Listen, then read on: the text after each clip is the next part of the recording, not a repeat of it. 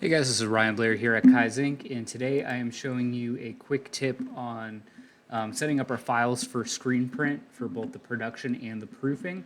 So we've got this logo here, and this logo has, all types of elements in it that essentially we aren't going to print. And these weren't the original colors, but they don't have to be for this tutorial.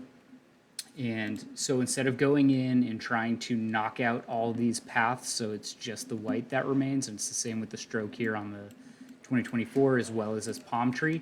There's a very simple way to do this that works with Sep Studio. So what we're going to do is we're just going to double click twice into the grouped element to get into isolation mode here.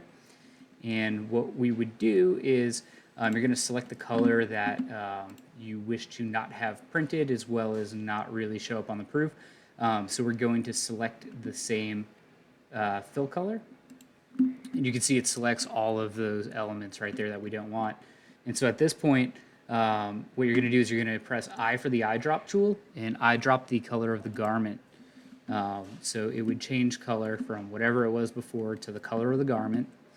And then what you're going to do next is you would click on the swatch and then hit new, change it to a spot color, and you're just going to call it do not print.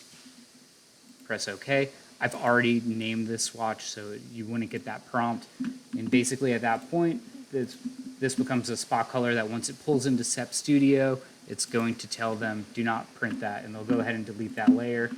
And then you can see as we change the color to match the garment color, once you go ahead and drop it on top, you can't even tell it's there. So that's an awesome little trick not to have to go in and completely dissect the graphic. Yeah, that's it. Thanks for watching.